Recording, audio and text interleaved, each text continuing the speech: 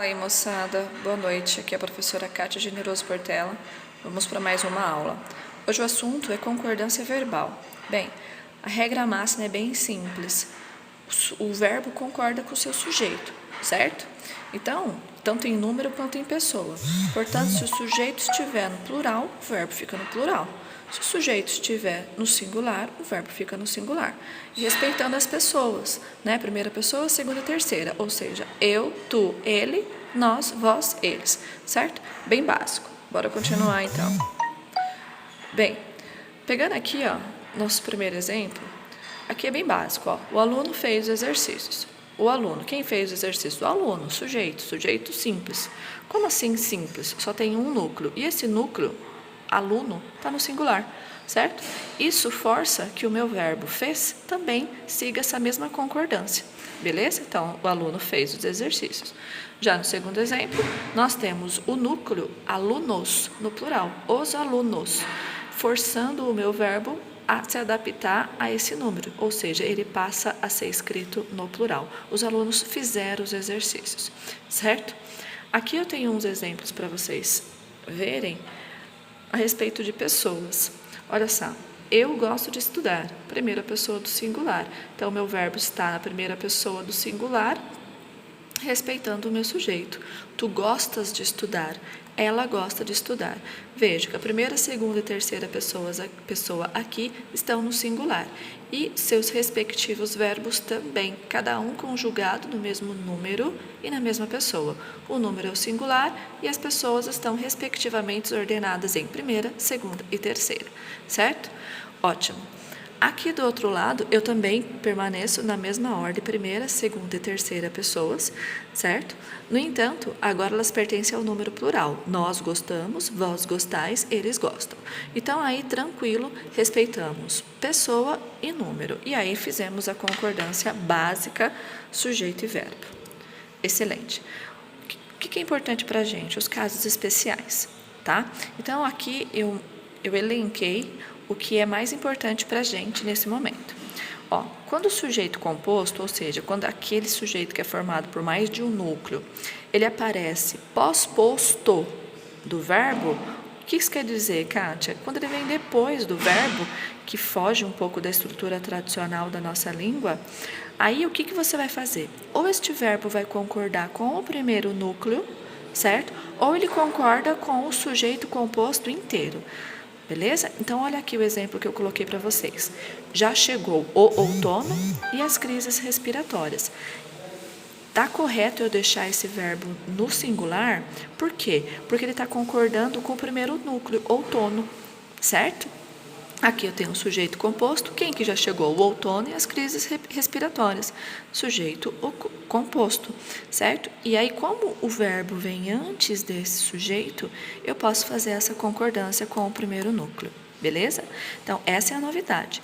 A segunda já é tradicional para a gente, tá? Então, ó, já chegaram o outono e as crises respiratórias. Nesse caso, ficou no plural o verbo porque ele concordou com o sujeito composto inteirinho. Beleza? Veja aqui embaixo que interessante. Se eu inverter os núcleos, né, colocar primeiro crises respiratórias e depois outono, o meu primeiro núcleo vai estar no plural. Então, independente da minha escolha, se eu decidir concordar com o primeiro núcleo ou se eu decidir concordar com o sujeito composto inteiro, o verbo permanecerá obrigatoriamente no plural. Já chegaram as crises respiratórias e o outono. Já chegaram as crises respiratórias e o outono. Concorda com o primeiro núcleo? Plural. Concorda com tudo? Plural. Certo? Essa é a primeira regra, nosso primeiro caso especial. No segundo, nós temos os sujeitos formados por sinônimos. São palavras diferentes, só que com o mesmo sentido. Então, pense logicamente comigo. Se eu tenho duas palavras formando o meu sujeito composto, só que elas representam um sentido só, a língua me possibilita ou deixar o verbo no singular, porque da ideia dele estar concordando só com a ideia geral que essas duas palavras transmitem, ou então ele fica no plural porque ele está concordando com as duas palavras, com os dois núcleos do sujeito composto aqui. Então, olha lá, cansaço e desânimo desmotiva a sala. Por que desmotiva? Estou concordando só com uma das palavras, já que as duas têm o mesmo valor semântico. Agora, no segundo caso, cansaço e desânimo desmotivam a sala. Segui o exemplo tradicional, certo? Que é quando o verbo concorda com os dois núcleos, certo? O terceiro exemplo, olha lá que bacana. O terceiro exemplo é para palavras em graduação. É gradação, na verdade, tá?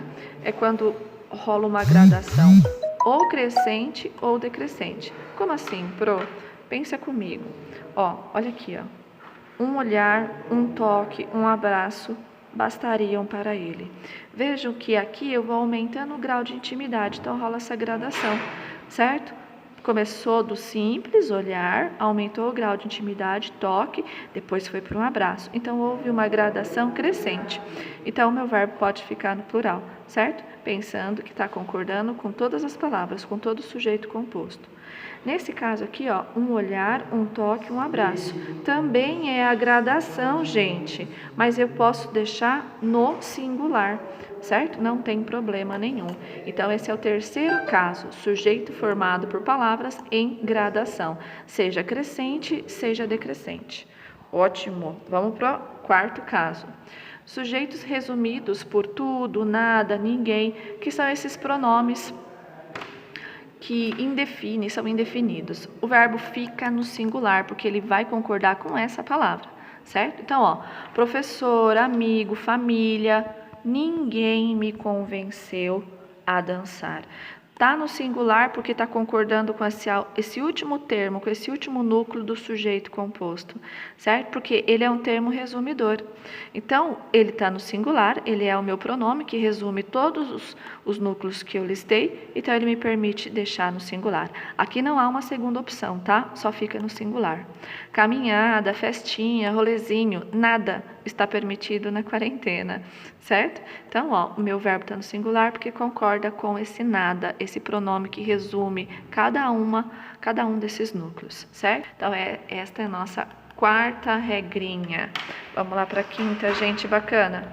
Ó, sujeito coletivo. O que é sujeito coletivo? Substantivos coletivos, quando eles estão colocados no singular, tá? Por exemplo, colmeia, alcateia, cardume, população, multidão, essas palavras que representam o todo, tá? Então, o verbo vai ficar no singular, se esse coletivo também estiver no singular. A ideia dele é plural, mas ele foi escrito no singular, ó, tanto é que o artigo também está no singular. Veja, a multidão passa longe. Singular, por quê? Porque essa palavra, graficamente, ela está escrita no singular. Olha lá. Aquele casal viajaria em abril. Então, ó, casal. A palavra é coletiva, ela indica um substantivo coletivo, mas ela está escrita no singular. Então, o verbo permanece no singular. Não vão se enganar, certo?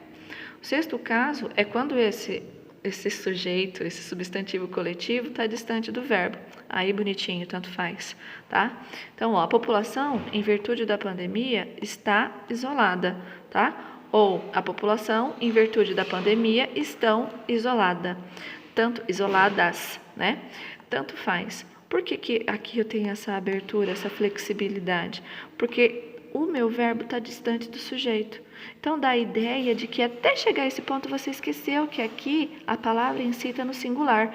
E aí essa concordância é com a ideia de plural que ela nos oferta, tá bom? Então, esse é o sexto caso. Lindo, lindo, lindo. Sétimo caso, ó, coletivo com adjunto adnominal. Como assim, Kátia? Quando vem com um modificador no plural, tanto faz também. Ó, a multidão de idosos está apreensiva. Aqui está no singular porque eu estou concordando só com o coletivo multidão, certo? Então, a multidão está apreensiva. Aqui eu posso deixar no plural porque concorda com esse adjunto, com esse modificador. A multidão de idosos estão apreensivas.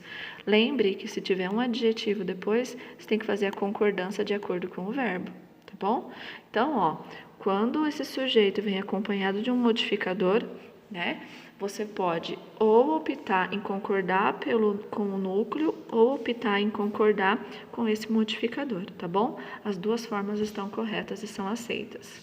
Olha lá, a comunidade de religiosos, então a comunidade ora por todos neste momento.